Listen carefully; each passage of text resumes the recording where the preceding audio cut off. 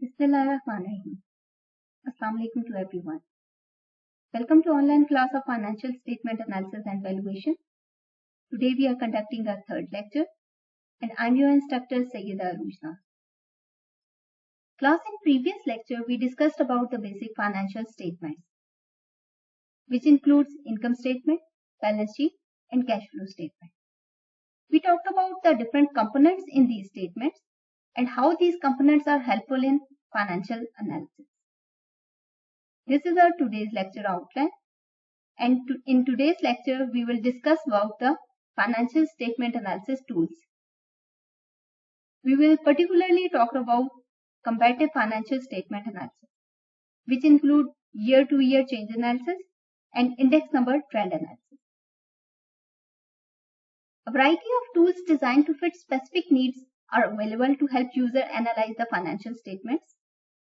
Some basic tools of financial analysis are comparative financial statement analysis, common size financial statement analysis, ratio analysis, cash flow analysis, and valuation models. Class, this is a flowchart of analysis tools for financial statement analysis. And this chart is specially designed to make you understand that how there are different types of tools of financial statement analysis and how these tools are further categorized into different techniques, and this is how we will study these tools and techniques one by one in our today's lecture and our upcoming lecture. Let's start with the comparative financial statement analysis. Comparative, as the name suggests, that it includes comparison. जैसा कि इसके नाम से idea हो रहा है कि comparison करेंगे फाइनेंशियल स्टेटमेंट्स का, और इसमें हम बैलेंस शीट का कंपैरिजन भी कर सकते हैं, इनकम स्टेटमेंट का कंपैरिजन भी कर सकते हैं और कैश फ्लो का भी कंपैरिजन कर सकते हैं over the different time periods. और जब हम कंपैरिजन टाइम पीरियड की बेस के ऊपर करेंगे तो हमें एक ट्रेंड शो होगा ओवर द टाइम. वो अपवर्ड ट्रेंड भी हो सकता है, डाउनवर्ड ट्रेंड भी हो सकता है, और वो ट्रेंड हमें ये एनालिसिस करने में हेल्पफुल होगा कि हमारी ऑर्गेनाइजेशन का ग्रोथ प्रोस्पेक्ट क्या है, हमारी प्रॉफिटेबिलिटी किस तरफ जा रही है, whether it's increasing, decreasing, sales revenue किस तरफ जा रहे हैं, हमारी लॉसेस या कॉस्ट लॉस हो रहा है तो वो उसकी क्या ट्रेंड है उसके अंदर, और एक्सपेंसेस का क्या ट्रेंड है, कॉस्ट का क्या ट्रेंड है. तो एक कंपैरेटिव स्टेटमेंट एनालिसिस स्टेटमेंट जो है वो हमें ओवर द सेवरल पीरियड के ऊपर एक डायरेक्शन शो करता है, एक स्पीड शो करता है, एक ट्रेंड शो करेगा.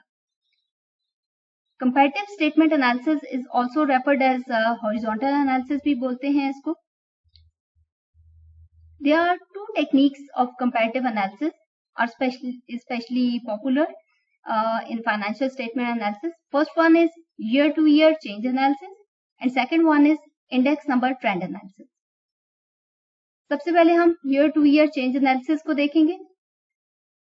Comparing financial statements over relatively short time period, 2 to 3 years, is usually performed with the analysis of year-to-year change in individual accounts. Year to year change के अंदर हम 2 या 2-3 साल का शॉर्ट टाइम पीरियड के ऊपर हम स्टेटमेंट्स को कंपेयर कर सकते हैं, ताकि हम ये देख सकें कि ईयर टू ईयर उसके अंदर उन स्टेटमेंट्स के अंदर क्या चेंज आया है. और ये शॉर्ट टाइम पीरियड के ऊपर जब भी हमें एनालिसिस करना होता है 2 साल 3 साल के ऊपर, तो हम ये बहुत ही इजी टेक्निक है जो कि हमें एक स्नैपशॉट दे देता है about the change over the 2 year और 3 ईयर टाइम पीरियड. बहुत ही अंडरस्टैंडेबल टेक्निक है, बहुत ही मैनेजेबल टेक्निक है. बट इस टेक्निक का एक डिसएडवांटेज ये है कि ये लॉन्ग पीरियड्स के लिए, टाइम पीरियड्स के लिए हम इसको अप्लाई नहीं कर सकते. Another advantage of using this technique is that you can have the change in form of monetary terms के अंदर भी आपको चेंज मिलेगा, plus you can have a change in percentage value, कि अगर आप ये चाहते हैं कि आपको मॉनेटरी टर्म्स के अंदर चेंज पता चले, ईयर टू ईयर चेंज कितना आया है मॉनेटरी टर्म्स डॉलर वैल्यू के अंदर या रुपीस वैल्यू के अंदर, तो वो भी आपको इस टेक्निक के थ्रू पता चल सकता है. एडिशनली अगर आप ये देखना चाह रहे हैं कि परसेंटेज चेंज कितना है ओवर द ईयर, तो आपको परसेंटेज वैल्यू भी कैलकुलेशन हो जाएगी। Year to year change analysis के लिए जो फॉर्मूला यूज होता है उसके अंदर दो फॉर्मूलाज हैं। डॉलर चेंज मॉनेटरी टर्म्स के अंदर अगर हम वैल्यू को change year to year change देखना चाह रहे हैं तो उसके लिए amount in current year minus amount in base year. Current year जो हमारा करंट ईयर चल रहा है जिसका डिफरेंस हम देखना चाह रहे हैं प्रीवियसली जो हमारा बेस ईयर जो हमने सेट किया है कि उस साल से आज के साल में हमें कितना चेंज है, कितना हमने प्रोग्रेस किया है या कितना फॉर्म ने उसकी प्रोग्रेस में उतनी प्रोग्रेस नहीं हुई है जितनी सेट टारगेट्स थे, तो वो चेंज हमें बेस फिगर के साथ हम उसको कैलकुलेशन उसको कंपेयर करेंगे तो हमें वो चेंज नजर आएगा डॉलर टर्म के अंदर या मॉनेटरी टर्म्स के अंदर। अगर हम उसको परसेंटेज चेंज देखना चाह रहे हैं तो उसके लिए हमारे पास कैलकुलेट करने के लिए हमारे पास फॉर्मूला है amount in the current year minus amount in the base year, कि जिस ईयर के साथ आपने उसका कंपैरिजन कर रहे हैं over amount in the base year multiply by 100। Here we are multiplying this with the 100 to get the absolute number of in percentage. तो इसलिए इसको 100 के साथ हमने मल्टीप्लाई करना है। तो ये दो फॉर्मूलाज हैं जिनको हम यूज करते हुए ईयर टू ईयर चेंज जो है वो कैलकुलेट कर सकते हैं। Here we have this question from the following balance sheet of ABC Limited, prepare a comparative statement. ये एक बैलेंस शीट है ABC लिमिटेड की और हमने इसकी कंपैरेटिव स्टेटमेंट करनी है ईयर टू ईयर चेंज और जो मॉनेटरी टर्म्स के अंदर भी इसको करना है कैलकुलेशंस और इसकी हमने परसेंटेज के अंदर इसकी कैलकुलेशंस भी वो करनी है। Now let's start with illustration of this question, जहां पे हमने ईयर टू ईयर चेंज को कैलकुलेट करना है और परसेंटेज चेंज को कैलकुलेट करना है। As you can see that this is on the left side we have a balance sheet particulars including liabilities and assets and और इन particulars के against इनकी 2019 की फिगर गिवन है और 2020 की फिगर गिवन है। Now this 2020 is our current year and 2019 is our base year, कि जिस ईयर के साथ हम 2020 का कंपैरिजन करने जा रहे हैं। तो फर्स्ट कैलकुलेशन इसके अंदर इक्विटी एंड लायबिलिटीज के हेड के अंदर हमारे पास शेयर होल्डर इक्विटी का कंपोनेंट है जिसके अंदर शेयर कैपिटल और रिजर्व सरप्लस की फिगर्स मौजूद हैं। Let's start with the share capital, जहां पे 2019 में हमारे पास शेयर कैपिटल जो था वो 5 लाख था और 2020 में हमारे पास शेयर कैपिटल जो है वो 7,50,000 है। सो हमने करंट ईयर में से जो बेस ईयर है उसको माइनस करना है, तो हमारे पास ईयर टू ईयर चेंज जो मॉनेटरी टर्म्स के अंदर आएगा वो है 7,50,000 minus 500, 2,50,000। Then reserve and surplus का चेंज जो है वो है 2020 में 5 लाख और 2019 में 3 लाख। तो the net difference is 2 lakh, 5 lakh minus 3 lakh, 2 lakh. The next one is current liabilities में शॉर्ट टर्म बोरोइंग्स। अब यहाँ पे देखें कि 2019 में कोई फिगर हमारे पास मौजूद नहीं है, लेकिन 2020 में 1 लाख की फिगर है शॉर्ट टर्म बोरोइंग्स की। तो करंट में से हमने प्रीवियस को, जब प्रीवियस 0 है तो आपकी जो 1 lakh minus 0 1 lakh.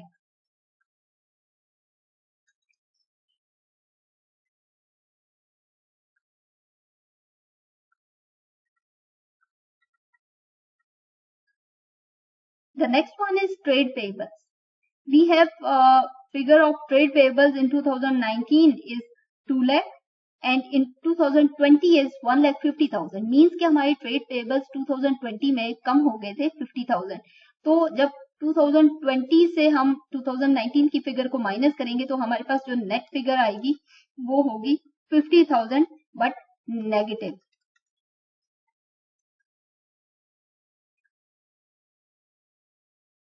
And final जो टोटल लाइबिलिटीज है हमारे पास वो 15 लाख 2020 के अंदर थी और 10 लाख 2019 के अंदर थी। तो the net difference is 5 lakh.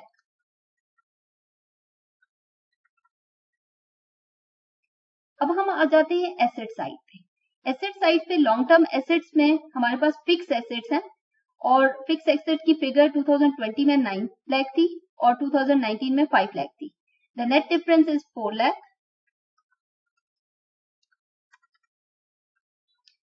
Long term investment के अंदर हमारे पास 2020 में 3 लाख था, 2019 में 1 लाख था।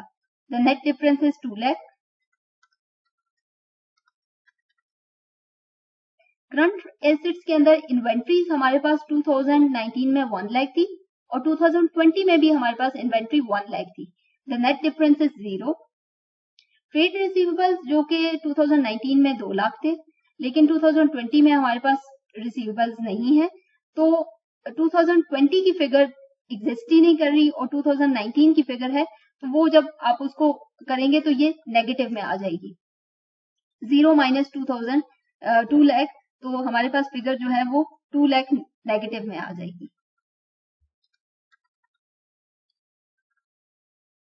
कैश एंड कैश इक्विवेलेंट्स 2020 में हमारे पास 2 लाख के कैश एंड कैश इक्विवेलेंट्स हैं जबकि 2019 में 1 लाख के हैं। The net difference is 1 lakh.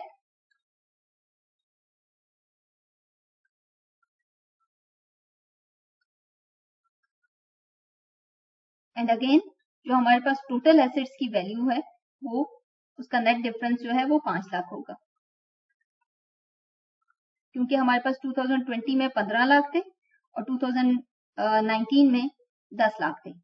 The net difference is 5 lakh. So class, with absolute dollar, in terms of absolute dollar change, जो वैल्यूज हमारे पास आई हैं ईयर टू ईयर चेंज, उससे हमें ये नजर आ रहा है दैट शेयर कैपिटल की वैल्यू जो है वो इंक्रीज हुई है, रिजर्व्स की वैल्यू भी इंक्रीज हुई है, शॉर्ट टर्म बोरोइंग्स जो है वो जो है वो उसके अंदर 1 लाख है, इंक्रीज हुई है और जो ट्रेड पेबल्स जो हैं वो डिक्रीज हुए हैं। एसेट्स की बात करें तो फिक्स एसेट हमारे इंक्रीज हुए हैं, लॉन्ग टर्म इन्वेस्टमेंट्स इंक्रीज हुई हैं, इन्वेंट्रीज के अंदर कोई चेंज नहीं आया, ट्रेड रिसीवेबल हमारे डिक्रीज हुए हैं और कैश एंड कैश इक्विवेलेंट्स जो हैं वो हमारे इंक्रीज हुए हैं। अब अगर हम ये देखना चाह रहे हैं कि परसेंटेज एब्सोल्यूट परसेंटेज कितना चेंज आया है तो उसकी कैलकुलेशंस हम करेंगे। इन्हीं फिगर्स को जो हमने जिसके लिए हमने ये देखा था कि हमारे पास फॉर्मूला जो है परसेंटेज चेंज का amount in current year minus amount in base year over amount in base year into 100, तो ये हमारे पास परसेंटेज चेंज आ जाएगा। अब जब हम इसकी कैलकुलेशन करेंगे तो amount year to year change जो 2,50,000 2.5 लाख था उसको हम डिवाइड करेंगे बेस ईयर के साथ जो कि 5 लाख है, तो 2,50,000 डिवाइडेड बाय 5 लाख इंटू 100, तो हमारे पास आंसर आता है 50%, which is the net percentage over year 50%. The second one is reserve and surplus की फिगर के अंदर कितना चेंज आया है, 2 lakh divided by 3 lakh into 100, तो हमारे पास नेट चेंज जो है वो 66.67% है। अब 1 लाख शॉर्ट टर्म बोरोइंग्स जो थी वो हमारी 1 लाख 2019 में नहीं थी, 2020 में 1 लाख थी और नेट चेंज 1 लाख का था, तो इसका जो कैलकुलेशन है वो पॉसिबल नहीं है, परसेंटेज पॉसिबल नहीं है क्योंकि हमारे पास बेस फिगर अवेलेबल नहीं है। ट्रेड पेबल्स 2019 में 2 लाख थे और 2020 में 1.5 लाख थे। जब हमने इसकी कैलकुलेशन की तो 50,000 का year to year change dollar amount के अंदर आया और नेगेटिव फिगर थी, और अब इस नेगेटिव फिगर को जब हम इसके बेस ईयर से डिवाइड करेंगे एंड मल्टीप्लाई विद 100, तो हमारे पास जो परसेंटेज आएगी वो भी नेगेटिव परसेंटेज होगी, 25% डिक्रीज। और टोटल लाइबिलिटीज के अंदर जो हमारा परसेंटेज चेंज आया है वो 5 lakh divided by 10 lakh base year के साथ multiply by 100, the answer is 50%। अब हम परसेंटेज कैलकुलेशन करेंगे एसेट्स के साथ। एसेट्स फिगर को फिक्स एसेट्स की हम फिगर की कैलकुलेशन जब करेंगे तो 4 लाख की ईयर टू ईयर चेंज था। इस 4 लाख की वैल्यू को हम डिवाइड करेंगे 5 lakh multiply by 100 and the answer is 80%। Long term investment year to year 2 lakh का चेंज था, 2 lakh divided by 1 lakh multiply by 100 and the answer is 200%। अब जो चेंज अमाउंट है उसको जरूरी नहीं है वो 100 से ज्यादा भी परसेंटेज के अंदर चेंज आ सकता है, तो ये 200% इसके अंदर चेंज आया है। करंट एसेट्स के अंदर इन्वेंट्रीज की बात करें तो इन्वेंट्रीज के अंदर कोई चेंज नहीं था और तो ये 0% इसका चेंज है।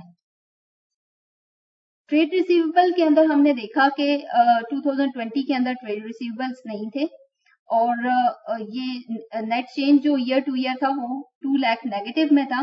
तो जब हम इसकी परसेंटेज निकालेंगे 2 lakh divided by 2 lakh into 100 तो हमारे पास जो नेट चेंज आया वो भी नेगेटिव में होगा 100%। कैश एंड कैश इक्विवेलेंट्स जो कि 2019 में 1 लाख, 2020 में 2 lakh and the net change is 1 lakh. 1 lakh divided by 1 lakh into 100, 100% change. And again, total liabilities, total assets का जो change होगा वो 50% है।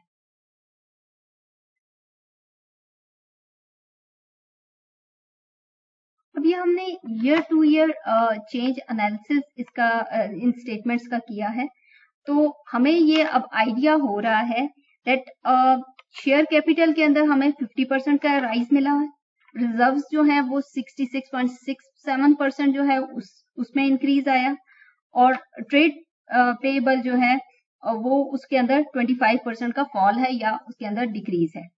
तो we can easily see that share capital increase it means कि न्यू फाइनेंसिंग हुई है और आपका प्रॉफिट जो है वो भी राइज आया है उसके अंदर। रिजर्व्स के अंदर आपका 66.67 का इंक्रीज है और ओवरऑल बैंक जो है उस बैंक की बिजनेस एक्टिविटीज के अंदर अपवर्ड टेंडेंसी शो हो रही है।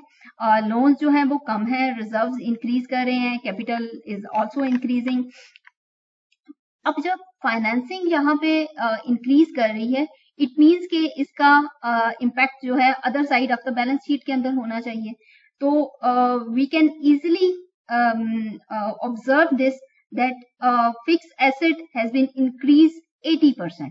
तो जो फाइनेंसिंग का इंक्रीज है वो हमें उसकी यूटिलाइजेशन जो है उन फंड्स की वो फिक्स एसेट्स के अंदर नजर आ रही है, प्लस आपके जो लॉन्ग टर्म इन्वेस्टमेंट है उसके अंदर स्पेयर फंड्स या सरप्लस फंड्स जो है वो 200% का इंक्रीज है। सो हम इसको इस तरह भी एनालाइज कर सकते हैं कि जो आपने फाइनेंसिंग की है फर्म ने उसकी यूटिलाइजेशन उन्होंने फिक्स एसेट्स के अंदर फिक्स एसेट्स परचेज किए हैं, प्लस आपने कोई न्यू प्रोजेक्ट शुरू करना है तो उसके लिए आपकी long term investment surplus funds available हैं, स्पेयर फंड्स अवेलेबल हैं, बट अब अभी वो प्रोजेक्ट स्टार्ट नहीं हुआ। Another point is that inventories को देखें तो हमारी इन्वेंट्री इंक्रीज नहीं हुई। हम इस बेस के ऊपर ये बात कह सकते हैं कि जबकि हम यूटिलाइजेशन फिक्स एसेट्स के अंदर फंड्स की है बट इन्वेंट्री इंक्रीज नहीं हुई, इट मीन्स कि अभी वो प्रोजेक्ट स्टार्ट नहीं हुआ।